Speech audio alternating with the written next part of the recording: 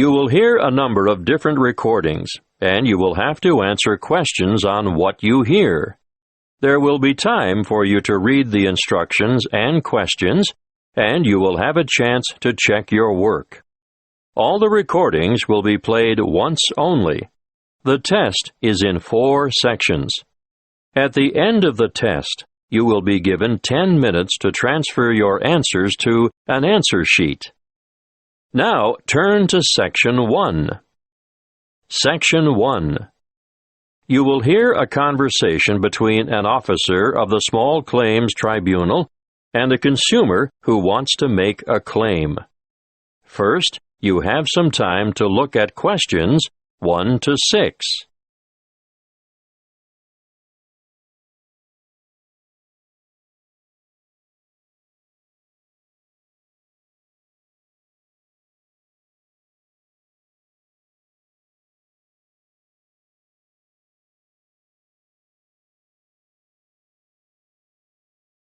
You will see that there is an example that has been done for you.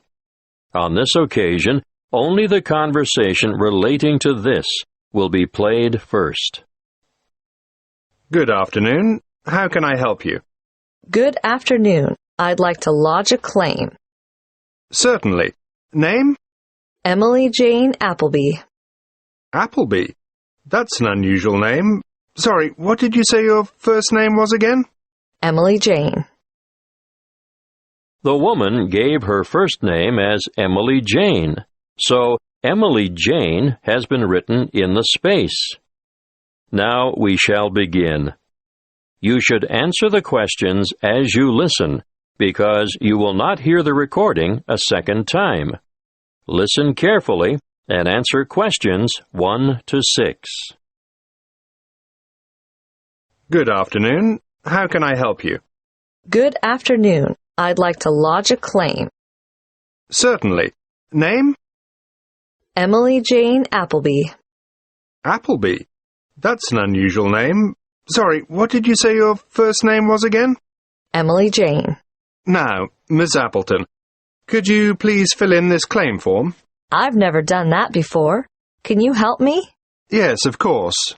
The first part is for the claimant's details. Where do you live? At 1 Uranga Street, Durham. How do you spell Durham? D-U-R-H-A-M. Of course, I should know that. But it's just one of those names that sounds quite different from the way you spell it. It is confusing. I've seen it spelt with 2 R's. And what's the postcode for Durham? 4105. Good. And do you work?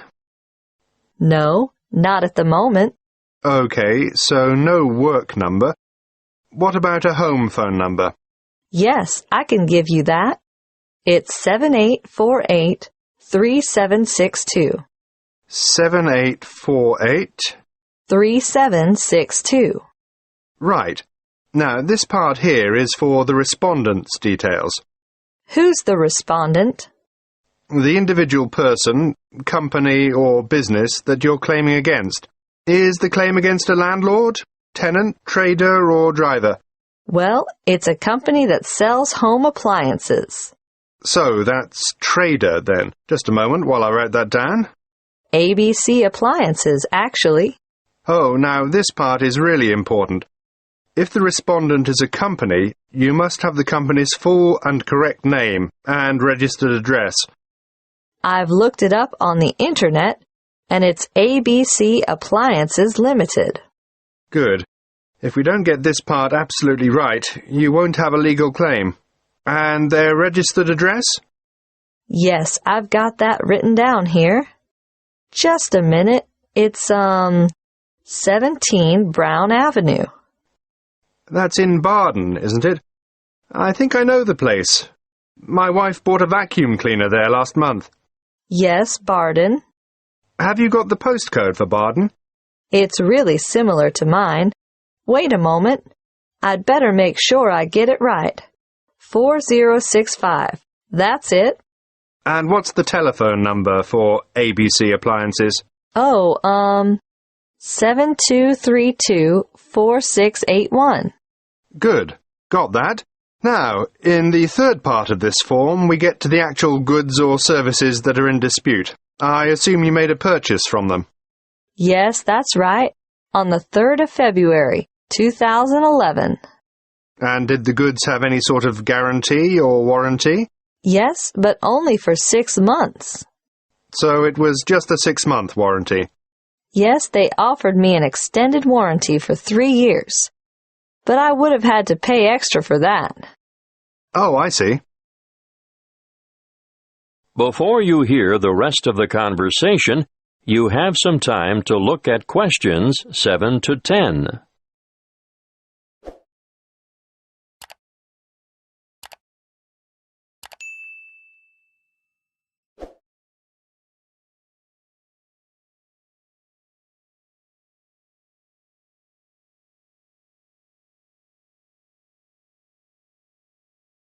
Now listen and answer questions 7 to 10. You'll need to give a full description of the goods involved, the nature of the defect or fault, and any other relevant particulars. So, tell me, what did you buy? I bought a washing machine. Yes, but what brand, model, and serial number? The brand name was Mallard, and it was the Whisper model. Serial number, just a moment. I've got the warranty papers in my bag. Yes, here it is. Serial number XY303. Great. Now I need to know how much you agreed to pay. It cost £1,000. Did you trade in your old machine? Yes, as a matter of fact, I did. Okay. Now, what were you given for the trade-in? £250. So, in actual fact, the purchase price you agreed on was £750. That's right. And they delivered the goods 2 days later, on the 5th of March, and picked up the trade-in at the same time. Now, think carefully about this next question. What did the respondents say about the quality of the goods, or the way they would perform? The salesman who served me at the appliance shop said, "The Mallard Whisper model has a much shorter cycle, so it uses less power. Oh," and he added, "and it will also use less water." Is that true? Well, partly. It does seem to use less water, but both the wash cycle and the rinse cycle go on for much longer than my old machine, so I don't see how it can use less electricity. But the sales assistant also said, "This model is whisper quiet." And is it? No, not at all. It's so noisy we can't hear the television in the next room.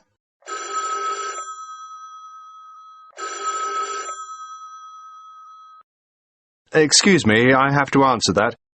Would you mind waiting? I'll get back to you in a minute. That is the end of Section 1. You now have half a minute to check your answers.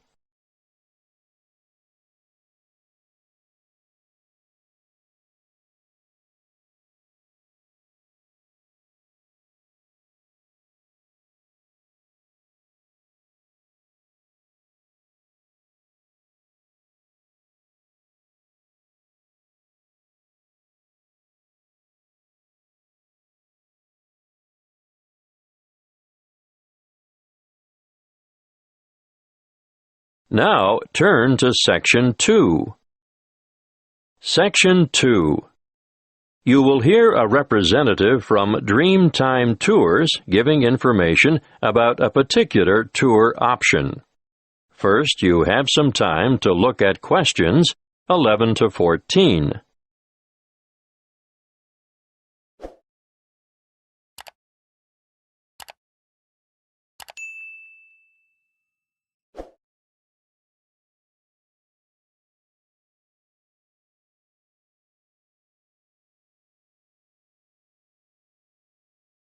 Listen carefully and answer questions 11 to 14.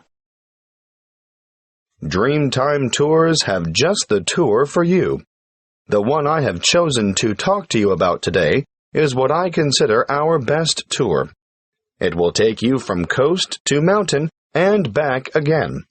You'll spend a memorable and very comfortable day traveling in air-conditioned luxury. You'll see from our brochure that we have 4 pickup stops along the coast, and about 20 minutes after we pick up our last passenger for the day, we'll be stopping off briefly at a magnificent housing development, marina, and shopping complex. You'll be able to admire some of the most expensive and lavish houses on the coast. And here we'll take a quick walk around the waterfront. Now, despite its name, Hope Island, we can reach it without getting our feet wet or taking a boat ride. Hope Island is connected to the mainland by bridges. From there, we head inland to the beautiful Tambourine Mountain. You'll have time to browse in the many specialty shops, or you can sit and relax at a friendly outdoor cafe. We board the bus again and pass through an old timber milling town on our way to O'Reilly's Green Mountains. Once there, you might wish to venture across the famous Treetop Walk, which is a bridge suspended in the canopy of a rainforest. Definitely not for the faint-hearted. If you're not up to the excitement of this walk, or perhaps after you've done it, why not enjoy lunch on the balcony of O'Reilly's restaurant? Before we leave, you'll have time for a stroll through the botanical gardens, or perhaps you'd like to feed the beautiful parrots and other birds. We'll supply the birdseed. From O'Reilly's, we travel to an alpaca farm for a demonstration, and of course, there'll be a photo opportunity for you with these gorgeous animals before returning to the coach for the journey back to your original departure point. Before you hear the rest of the talk, you have some time to look at questions 15 to 20.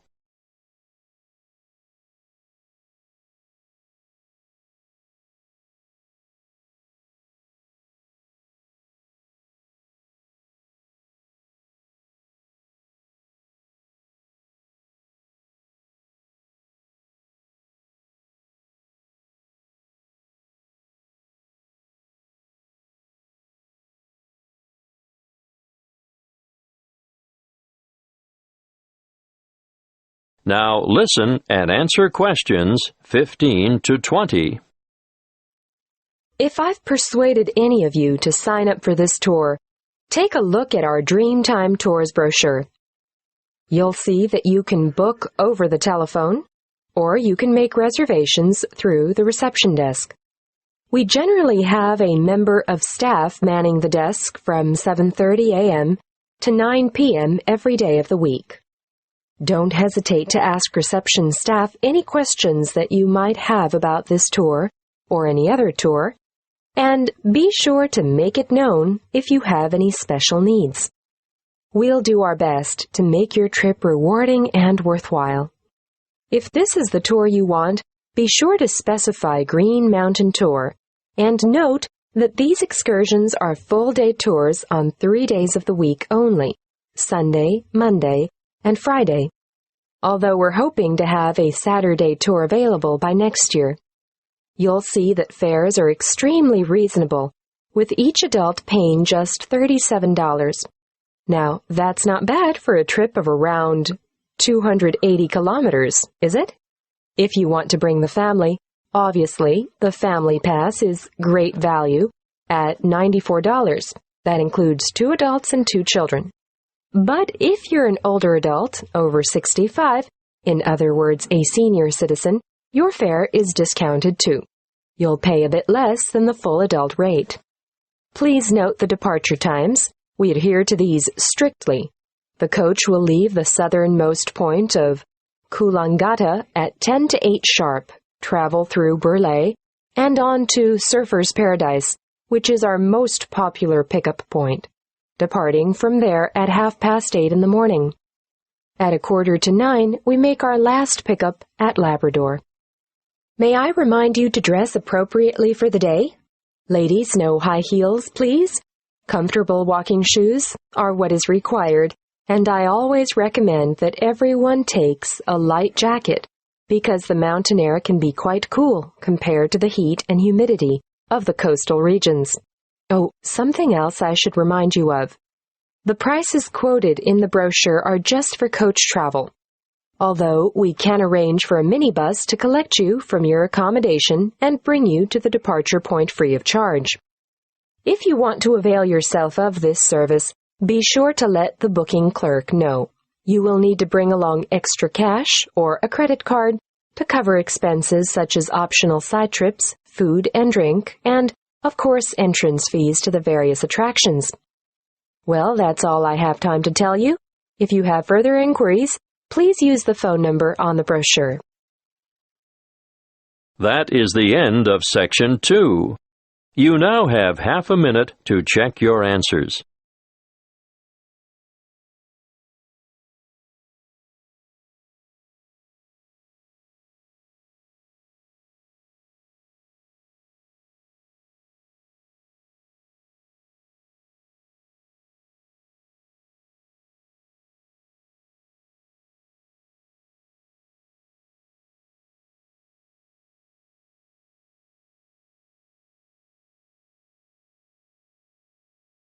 Now, turn to Section 3.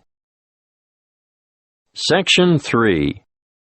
You will hear a conversation between two training college students and their liaison officer who is enrolling them in a volunteer program which provides English language support in a local secondary school.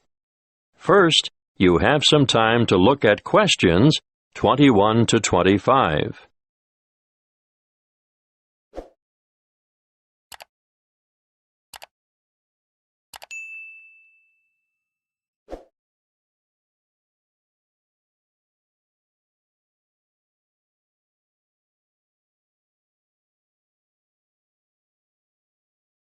Listen carefully and answer questions 21 to 25. Come in and sit down, Lester. Sharon, I can see you're keen to know more. To start with, I'd just like to say that we value volunteers highly and recognize their importance and assistance in the provision of quality education. Thank you. We're looking forward to helping out. But what exactly can we do? Volunteers can undertake a range of tasks. In general, they enrich the English language program and complement the contributions of salaried staff members. Yes, but what would we do specifically? Oh, a variety of tasks. For instance, you can tutor individual students in reading. I thought that might be the case. But you can also help students edit their written responses. Great. Is that also a one-on-one activity? Oh, yes, definitely. But volunteers are also called on to assist in designated classes. And what exactly would we do there? Well, it depends on the class, of course, but usually you take on the role of an assistant. A teacher's assistant. Yes, that's it. Sounds like fun and good preparation for our own careers. Then, an enormous area of assistance is developing students' organizational skills. Yes, I can imagine that's why some of them are struggling in the first place. There's also the special needs unit.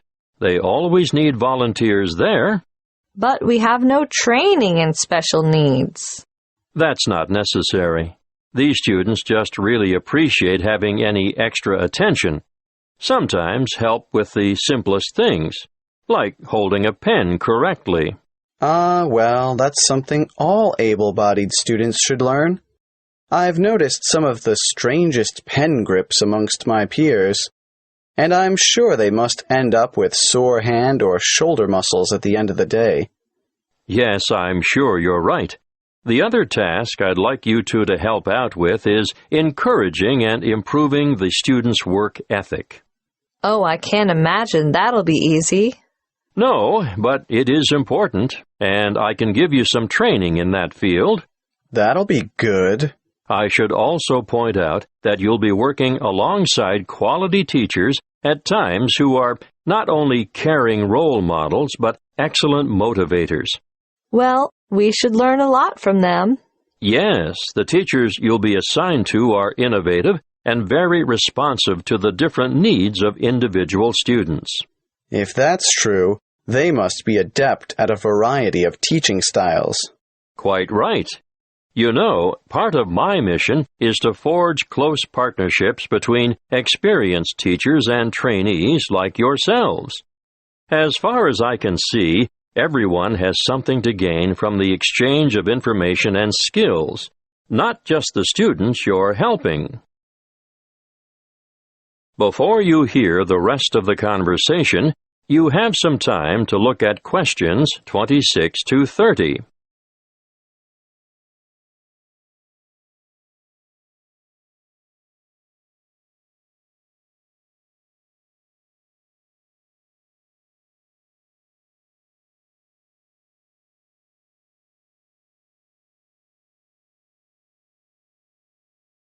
Now listen and answer questions 26 to 30. There are a number of interesting developments going on at the moment, and I've chosen you two because of your varied academic backgrounds. Now you, Sharon. I majored in business studies before I came to Teachers Training College. Yes, exactly. Well, I've always been more interested in science, marine biology in particular. Yes, I think it's quite exciting. The school you're going to assist at is augmenting the number of vocational learning experiences offered within its subjects. Educational philosophy these days seems to recognize the importance of increasing practical components in the curriculum. Areas of development being pursued include building and construction, agriculture, business education, and hospitality. But the Marine Studies course is already well developed. Oh, now I see where we fit in. You'll find that the school has an excellent library and audio-visual collection. There are 3 computer laboratories and a special needs network with 6 stations. Ah, they are well equipped. Wait till you see their independent learning center. What's so special about their ILC? They have the most sophisticated self-learning software I've ever seen in this region of the country. Really? Uh-huh. And there's a wide number of extracurricular activities, an extensive sporting program. Oh, sport? Not my thing at all. Well, no, maybe not. But they also promote students' participation in different scholastic competitions. I'm impressed. I think we're going to enjoy this.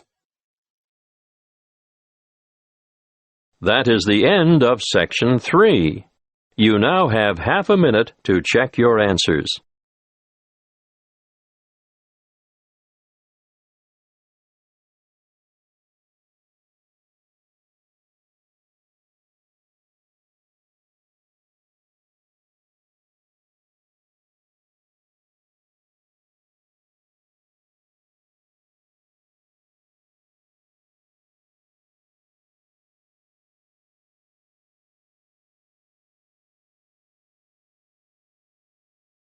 Now turn to Section 4. Section 4. You will hear a talk by a health studies lecturer on anxiety. First, you have some time to look at questions 31 to 40.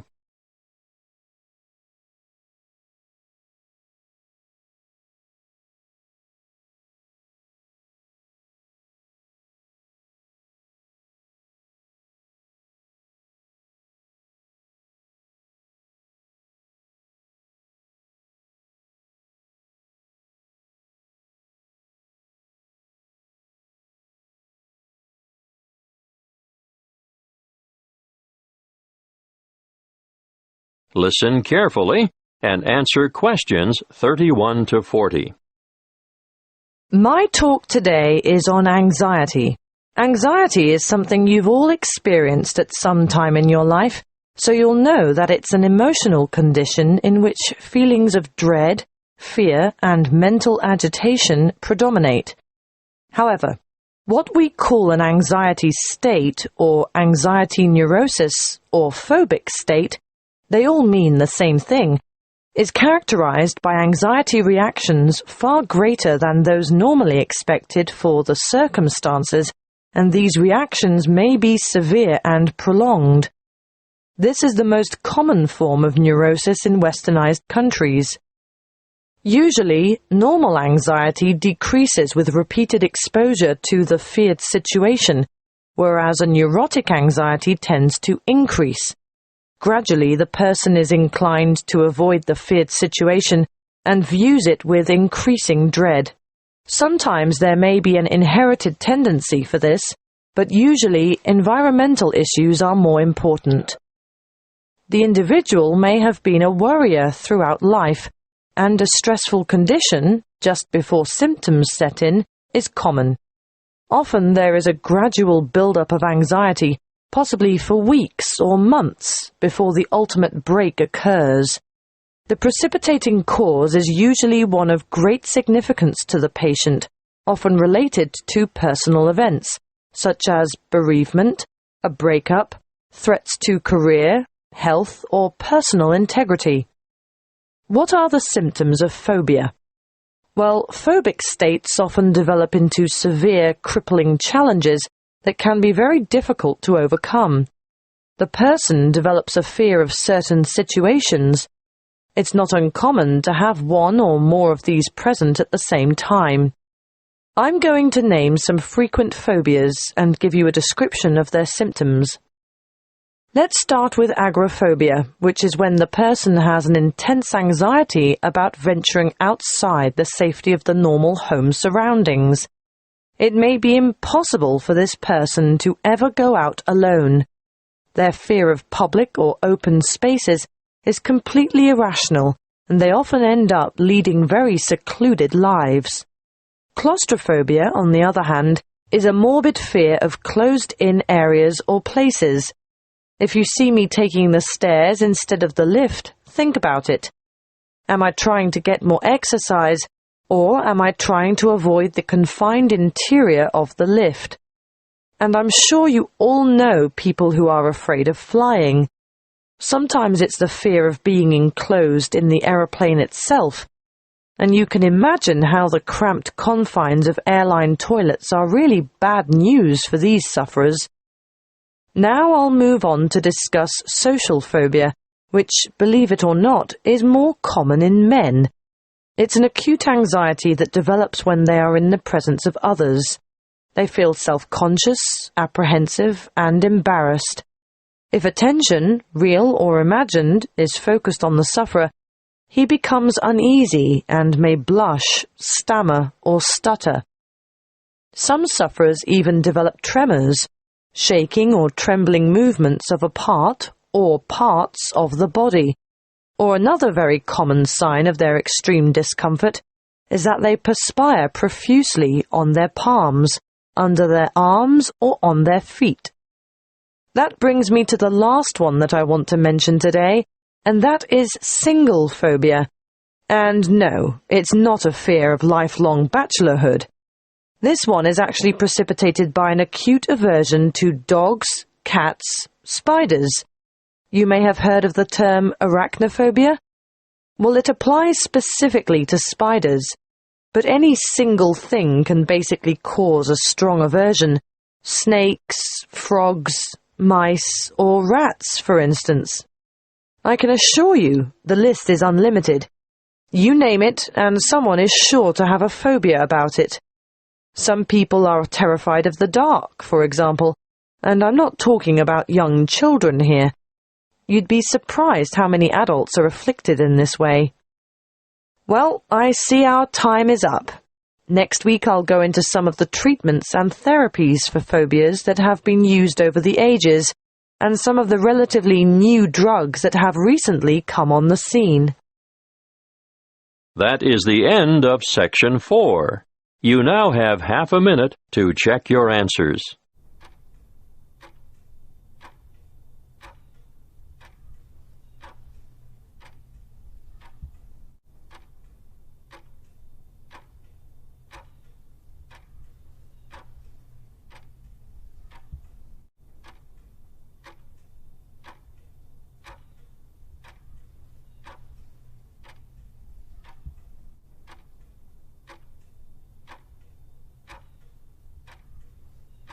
That is the end of the listening test. You now have 10 minutes to transfer your answers to the listening answer sheet.